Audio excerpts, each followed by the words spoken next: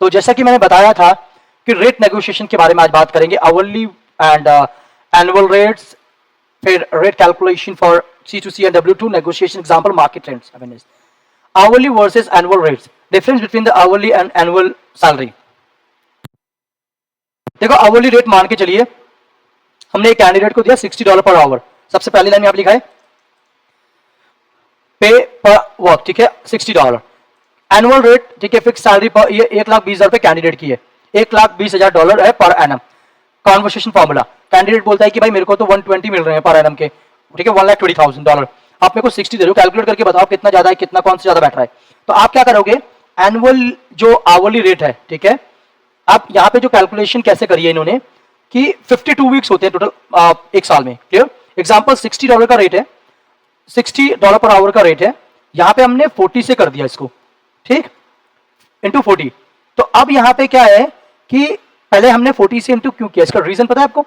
Just एक हफ्ते में हम 40 घंटे काम करते हैं यूएस के अंदर, मतलब 5 दिन काम करते हैं, 8 घंटा डेली हुआ, तो 5 दिन का टोटल हुआ 1 वीक के अकॉर्डिंग मैं कैलकुलेट करके बता रहा हूं आपको कि एक हफ्ते का कितना मिलता है, क्योंकि यूएस में जो पेमेंट होती है 1 to 2 वीक्स की होती है। तो $60 पर आवर, 40 आपका हुआ घंटे, लाइक 40 आवर्स, और उसके बाद हमने जब इसको 52 वीक्स से किया, 52 वीक्स का मतलब हो गया क्या, आपका ईयर, मतलब वीक्स, 52 वीक्स, तो एक हफ्ते में 40 घंटे और टोटल हमने 52 वीक्स काम किया। तो उसका जो कैलकुलेशन बना which is around 1,34,800 per annum dollar. एक बार मैं कैलकुलेट करके आपको दिखा देता हूं ताकि आपको इजी समझ में आ जाए।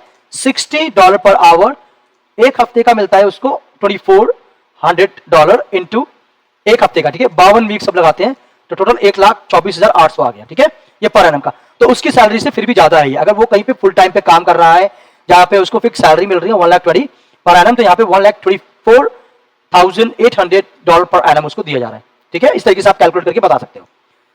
C2C versus W2 basis. अब यहाँ के understanding the rate types in control, in contract, sorry, understanding rate types in contracts. C2C होता है कॉप टू कॉप, जो मैंने आपको प्रीवियस वीडियो में बताया हुआ है, कॉप टू कॉप के बारे में एक सेपरेट वीडियो है। Consultant is paid through a company, consultant is paid through a company, जो कंसल्टेंट को जो पैसा मिलता है कंपनी के थ्रू मिलता है, ठीक। No benefits from the client, higher hourly rate इसमें होते हैं, क्लियर। तो C2C में हमेशा रेट ज्यादा होता है, जैसे W2 से हमेशा ज्यादा होता है, ठीक। इसमें क्योंकि बेनिफिट्स वगैरह हमारी कंपनी उनको देती नहीं है, तो उनके एम्प्लॉयर को हम लोग, जो मैंने बताया था आपको, C2C में एम्प्लॉयर के थ्रू काम करता है, वीजा को स्पॉन्सर करना पड़ता है। C2C वाले की वीडियो का लिंक, मैं सबका लिंक डाल दूंगा जॉब डिस्क्रिप्शन में, आप एक बार उसको गो थ्रू कर लेना। W2 employee, paid as an employee, ठीक, gets benefit, health insurance, PTO, slightly lower hourly rate. आप सिर्फ इतना समझो, C2C में थोड़ा सा हाई पे रेट होता है और W2 में थोड़ा सा लेस होता है, क्योंकि C2C में क्या होता है कि एम्प्लॉयर जो होता है किसी कंपनी के थ्रू काम कर रहा होता है, एम्प्लॉयर के थ्रू, तो वहां पे एम्प्लॉयर का भी कट होता है, ठीक, और उसके बाद हमें उसको टैक्सेस को पे नहीं करना पड़ता।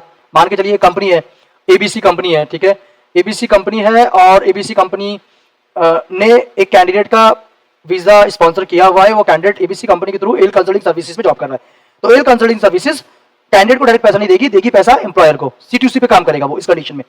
तो एल कंसल्टिंग सर्विसेज देगी ABC कंपनी को पैसा, और ABC कंपनी उसमें से कट करके जो भी पैसा देना है वो देगी एम्प्लॉय को, क्लियर।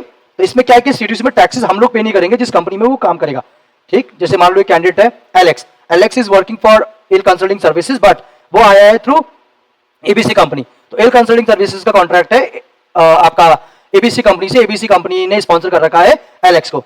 तो इससे क्या है कि एल कंसल्टिंग सर्विसेज को कोई टैक्स नहीं पे करना पड़ेगा, कैंडिडेट को कोई बेनिफिट्स नहीं देने पड़ेंगे, तो इसलिए हम आवरली रेट थोड़ा सा एक्स्ट्रा हम लोग उनको देते हैं, इवन वो नेगोशिएट भी करते हैं, वो मांगते हैं। W2 पे क्या है कि कैंडिडेट सीधा मेरे पास काम करेगा, एल कंसल्टिंग सर्विसेज, मैं ही कंपनी में बंदा ढूंढूंगा, मेरे पास ही काम करेगा, मेरे कुछ डायरेक्ट क्लाइंट होंगे, उन पे मैं उनको सबमिट कर दूंगा, ठीक, उस क्लाइंट पे वो काम कर सकता है। तो कहने का मतलब सैलरी मैं उसको दूंगा, एल कंसल्टिंग सर्विसेज, तो इसलिए यहाँ पे आवरली रेट कम होते हैं, क्योंकि टैक्सेस को हम ही बियर करेंगे, एल कंसल्टिंग सर्विसेज टैक्स को बियर करेगा, क्लियर। ज्यादा अंडरस्टैंडिंग के लिए अगर कुछ डाउट हो तो आप मुझे कॉल भी कर सकते हैं, मैं नंबर मेंशन कर रखा है। Now rate calculation, how to calculate actual earning. Example 1, C2C में रेट होता है $65 मंथली, $65 आपका देख लो 40 आवर्स हो गया, और 4 हफ्ते होते हैं एक महीने में, तो टोटल $10,400 ईयरली बनता है, $1,35,200। कैलकुलेशन आपको सिखाई रखी है। एग्जांपल 2 W2 में $50 बेनिफिट्स व्हाट, ठीक है, ये $10,000 पर ईयर हो गया, अगर वैसे कैलकुलेट करोगे इफेक्टिव, ठीक है, ये टोटल आपकी कैलकुलेशन हो गई एनुअल, ठीक, बेनिफिट्स के साथ। तो इसमें थोड़े से बेनिफिट्स वगैरह मिल जाते हैं, ठीक है। बाकी आप इतना समझो W2 में रेट कम दिया जाता है और C2C में रेट ज्यादा दिया जाता है। W2 में टैक्सेस को बियर हम करेंगे, एल कंसल्टिंग सर्विसेज, और C2C में कौन करेगा, ABC कंपनी, जो भी एम्प्लॉयर होगा कैंडिडेट का। Negotiation tips easy for the beginners, how to talk about rates with the confidence. अपने अकॉर्डिंग आप स्ट्रेटजी लगा सकते हो, और वैसे नॉर्मली देखो यहाँ पे क्या लिखा है, start with a range not fixed number.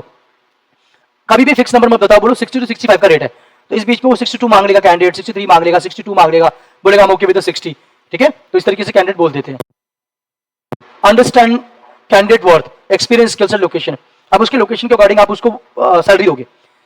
मान लो कोई कैंडिडेट है, जॉब ओपनिंग है न्यूयॉर्क के लिए या फिर आपकी कैलिफोर्निया के लिए, ये ना ज्यादातर स्टेट जो होते हैं थोड़ा कॉस्टली होते हैं, यहाँ पे इनके फेडरल टैक्स वगैरह भी ज्यादा होते हैं, यहाँ पे रहने का एक्सपेंसिव, बहुत सारी चीजें ज्यादा होती है, तो आप मैक्सिमम रेट, ज्यादा रेट आप इन लोकेशंस पे दे सकते हो, ठीक। तो ये जो मैक्सिमम पोजीशंस होती है जहाँ पे टैक्सेस ज्यादा होंगे फेडरल के, और रहने का एक्सपेंसेस, फेयर वगैरह, रेंट वगैरह ज्यादा होगा, तो उस कंडीशन में वहाँ पे हायर रेट चलता ही चलता है। तो थोड़ा सा ये भी ध्यान आपको रखना पड़ेगा। Be ready to explain why you give that rate, तो उस चीज के लिए रेडी रहना, क्यों आप ये रेट दे रहे हो, आप $60 का किसी को रेट दे रहे हो, मार्केट में उसी पोजीशन का रेट चल रहा है $70, $80, $90, तो उसको एक्सप्लेन करो क्यों। बहुत सारी रीजन हो सकते हैं, आपकी कंपनी अच्छी है, आई मीन कंपनी में जो काम वो कर रहा है, वो काम का पैसा मार्केट में सिमिलर पोजीशन में इससे भी कम मिल रहा है, तो इस तरीके की कुछ रिसर्च आपको करनी पड़ेगी। आप नॉर्मल अपने इंडिया में लगा लो, कोई भी जॉब के लिए आप जाओगे, आप किसी भी जॉब के लिए जाओगे, आप 50,000 सैलरी मांगोगे, मार्केट के जो सैलरी मिलती है ना, जो मार्केट में स्टैंडर्ड होता है उसी के अकॉर्डिंग सैलरी दी जाती है। तो आप एक बार इस चीज की रिसर्च थोड़ा बहुत आप करोगे, तभी आप एक अच्छे रिक्रूटर मान जाओगे। Next slide, market trend awareness, जैसे अभी मैं बात कर रहा था, सेम चीज है, state updated to I mean right rates जो भी होगा मार्केट के अंदर। Use tools like Glassdoor, Dice, Indeed to check the current salary trend, ये चेक कर लिया करना। IT skills like AI, cloud and cyber security के हमेशा हायर रेट रहते हैं, ये सच है। पोस्ट कोविड, ठीक, रिमोट रोल्स, ठीक है। अब इसमें क्या है कि रिमोट रोल के लिए कभी कभी रेट फ्लेक्सिबल होते हैं, क्योंकि घर से काम होता है, तो सैलरी वगैरह अप एंड डाउन हो सकती है, इवन डाउन हो सकती है, क्योंकि कैंडिडेट को जाना नहीं पड़ता, टाइम बचता है। लोकेशन मैटर करता है, एज आई टोल्ड यू, न्यूयॉर्क और कैलिफोर्निया में हमेशा हाई रेट होता है अगर कैंडिडेट उस जगह पे रह रहा है तो। Always check the client budget and role seniority before giving the rate to the candidate. तो रेट देने से पहले क्लाइंट का बजट चेक कर लेना, ठीक है, रोल कितना सीनियर है, क्या है, उसके अकॉर्डिंग देख लेना, पता चले। अब आपका रेट, आपका जो सीनियर रोल है उसके लिए आप $20, $30, $50 तो दे नहीं सकते ना, सीनियर रोल के रेट भी वही होंगे जो क्लाइंट देगा। आप कुछ भी रेट, आज की रेट में तो वैसे भी मिनिमम रेट का ऑप्शन आ गया है, आपको देना ही पड़ेगा, उससे कम आप नहीं दे सकते हो। तो हर स्टेट का अलग अलग है, उसके बारे में कभी नेक्स्ट वीडियो में बात करेंगे। तो फिलहाल के लिए आप ये समझिए कि जो हम रेट देंगे कैंडिडेट को, उसकी स्किल्स के बेसिस पे ही देंगे, उसके एक्सपीरियंस के बेसिस पे ही देंगे, और क्लाइंट का बजट देख के। Summary, easy revision, hourly versus annual, know the math, C2C no benefits, high pay, W2 benefit, less pay। समझ लो कॉप टू कॉप में कोई बेनिफिट नहीं मिलता, हाई पे होता है, पर पे रेट ज्यादा होता है। W2 में बेनिफिट देते हैं तो लेस पे रेट हो जाता है। Rate, skill plus market plus role, skills के बेस पे, मार्केट के बेस पे, रोल के बेस पे आपको रेट मिलता है। Negotiate smart, be confident, smartly negotiate करो और कॉन्फिडेंट हमेशा रहो। फॉलो मार्केट ट्रेंड्स वीकली, ठीक, इन सब चीजों को आप सर्च करते रहो। नाउ